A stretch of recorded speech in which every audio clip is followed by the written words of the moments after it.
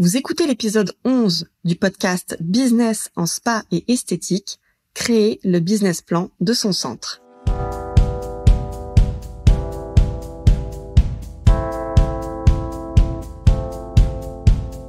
Bonjour et bienvenue. Je suis Tiffaine Modeste et je suis ravie de vous retrouver sur le podcast Business en spa et esthétique, le premier podcast du secteur du spa et de l'esthétique en France. À chaque épisode, je vous propose de découvrir les meilleures astuces que j'ai mises en place au cours de ma carrière et qui m'ont permis d'atteindre le 1 million d'euros de chiffre d'affaires dans mon spa, les outils que je partage avec nos clientes et leurs histoires de réussite, et les témoignages des grands acteurs de notre secteur.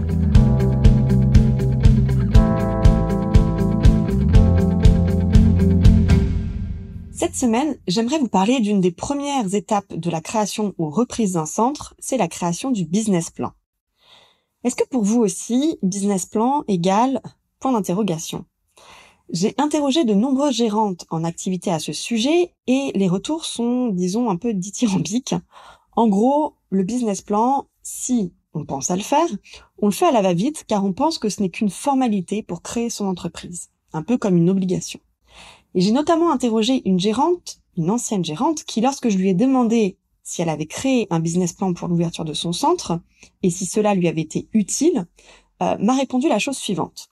Elle m'a dit « Personne ne m'a dit d'en faire un particulièrement et surtout pas mon comptable. Je n'ai pas préparé de business plan très détaillé, mais j'avais simplement observé ce qui se passait dans ma localité par rapport à ma zone d'implantation, c'est-à-dire le nombre d'habitants, les habitudes de fréquentation en institut, le nombre de passages devant la porte. J'ai fait avec des informations que j'avais pu collecter sur Internet et des trames que j'ai complétées, mais pas de démarche de recherche particulière auprès d'institutions de ma ville comme par exemple la mairie. Cette étape de recherche d'informations m'a permis d'avoir quelques arguments au moment de préparer mes rendez-vous bancaires pour dire en gros, voilà, j'ai regardé la zone de chalandise et les attentes des chalands. Mais cela ne m'a absolument pas été utile dans le temps, car je n'avais aucune idée du budget et de la façon dont les clients allaient dépenser de l'argent chez moi. Une autre gérante que j'ai interrogée, qui a ouvert plusieurs centres dont 2 spas et 2 instituts, m'a fait son retour d'expérience suivant. Elle m'a dit « Je ne pense pas que ce que nous avions préparé était réellement un business plan, parce que pour la création de mon premier spa, j'avais fait un dossier avec le directeur de l'hôtel où nous avions fait une étude de la concurrence, c'est-à-dire quels sont les hôtels qui possèdent un spa dans notre département, quels étaient leurs services et leurs tarifs de prestation. Nous avions fait un tableau comparatif des offres de ces spas d'hôtels qu'ils proposaient, et nous avions également fait une rapide présentation sur les opportunités du marché. Et enfin, nous avions créé un tableau prévisionnel sur 3 ans avec l'aide d'un expert comptable que nous avions présenté aux banques. Et elle me confie, en revanche, j'ai pas fait de business plan pour la reprise de mes instituts. Alors ces retours sont très intéressants car en tant qu'organisme d'accompagnement des entrepreneurs du spa et de la beauté, je voulais revenir avec vous sur ce document qu'est le business plan. Parce qu'il est vrai que dans notre secteur, c'est une étape qui est un peu prise à la légère. Dans d'autres secteurs d'activité, alors attention, je ne dis pas que tous les autres secteurs d'activité, à l'exception d'une autre, font bien les choses, mais il est vrai que dans d'autres secteurs, les créateurs ou repreneurs d'entreprises passent du temps à créer un business plan approfondi, car ils ont compris que ce document est la colonne vertébrale de leur projet et la base fondamentale de leur réussite. D'abord, qu'est-ce qu'un business plan ? Je crois avant tout qu'il y a encore des confusions entre les différents documents supports à la création d'entreprise. Il apparaît que l'on confond souvent business plan, étude de marché et prévisionnel comptable. Alors pour le dernier, je vous avais déjà parlé du prévisionnel comptable dans l'épisode 9 en tant que document obligatoire pour effectuer vos demandes de financement et d'ouverture d'un compte bancaire d'entreprise. Donc ici, on peut dire que tous les créateurs passent par cette étape, on est d'accord. Mais il y a aussi confusion entre étude concurrentielle ou étude de marché et business plan. En réalité, l'étude de marché ou l'étude de vos concurrents fait partie de votre business plan. On peut dire que c'est un des chapitres qui composent votre business plan.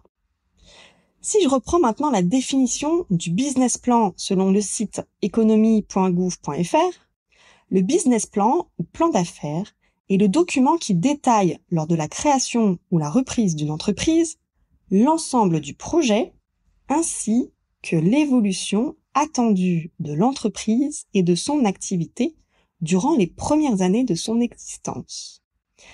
Alors je marque un temps d'arrêt ici, car il y a une information fondamentale qui n'est pas mise en application par la plupart des créateurs ou repreneurs de notre secteur.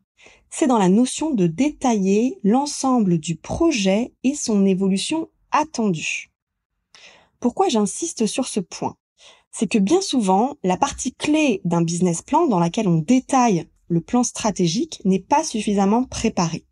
Soit parce qu'on ne sait pas trop quoi mettre dedans, soit parce qu'on pense que le plus intéressant, c'est de passer à autre chose dans ces démarches de création, un peu comme j'y vais et je verrai bien, de toute façon je ferai sur le tas quand ce sera ouvert. Sauf que c'est un peu comme si vous vous dites, je vais courir le marathon, que vous avez acheté la bonne paire de chaussures et que vous vous êtes un peu entraîné, mais que vous n'avez pas anticipé toute la partie préparation mentale et les anticipations d'actions que vous pourriez mener en cas de difficulté pendant la course. Donc vous courez en espérant arriver au bout, et vos chances de réussite tiennent plutôt de l'ordre de la chance, justement, que de la vraie contribution à la création de résultats. C'est sûr qu'il y a un côté un peu scolaire dans cette préparation de business plan parce qu'on doit faire des recherches et on essaie de copier en général ce qui existe sur Internet pour gagner du temps ou bien de remplir des cases parce qu'il faut bien mettre une information dans cette case. Mais en réalité, et en fait ça ne m'est apparu que bien des années après avoir réalisé moi-même mon business plan, c'est que prendre vraiment le temps de créer son business plan est essentiel dans l'évolution attendue de l'entreprise. Ce n'est pas juste un document que je crée à un moment donné parce qu'on me dit de le faire, mais c'est un véritable outil de pilotage de son entreprise. À quoi sert un business plan dans cet objectif-là ? Le business plan est la création, en fait, de votre stratégie d'entreprise. C'est là où vous définissez l'essence même de l'existence de votre futur centre. Tout d'abord, le quoi. C'est quoi votre futur centre ? Est-ce que c'est un spa, un centre esthétique, un centre spécialiste de telle technique, un centre de bien-être? Ensuite, le pourquoi. Pourquoi pensez-vous qu'il est indispensable d'ouvrir un tel centre ? Quel est le contexte de marché ? Quels sont les problèmes que les gens se posent pour leur image de soi, en termes d'esthétique, ou pour leur bien-être ? Troisième partie, le pour qui. À qui, justement, qui sont ces gens, précisément, auprès de qui votre future entreprise va-t-elle proposer des solutions ? Et dernière étape, le comment. Donc c'est là où les solutions que votre centre va apporter à ses futurs clients. Dans cette dernière partie du comment, vous devez décrire non seulement la solution, c'est-à-dire les prestations, les produits, les services que vous allez créer au travers de votre entreprise, mais vous devrez également décrire comment vous allez vous y prendre pour créer tout ça. Comment allez-vous vous y prendre pour donner forme à tout ça ? Et c'est ici que vous devrez expliquer votre stratégie de développement opérationnel. Comment au quotidien vous allez faire ? Est-ce que c'est vous tout seul ? Est-ce que c'est vous avec une équipe ? Quels seront vos outils de travail ? Comment allez-vous vous faire connaître et communiquer auprès de votre cible client ? Et comment vous allez atteindre vos objectifs financiers, c'est-à-dire vos objectifs de chiffre d'affaires ? C'est souvent là où on a le plus de mal à être vraiment précis parce qu'à ce stade, ce ne sont que des projections. C'est toute la difficulté. Et c'est pour cette raison que je vous avais expliqué dans l'épisode 9 qui s'appelle « 3 fausses croyances des entrepreneurs spa et beauté » qu'il était indispensable en tant que créateur ou repreneur de s'entourer pour être suffisamment préparé.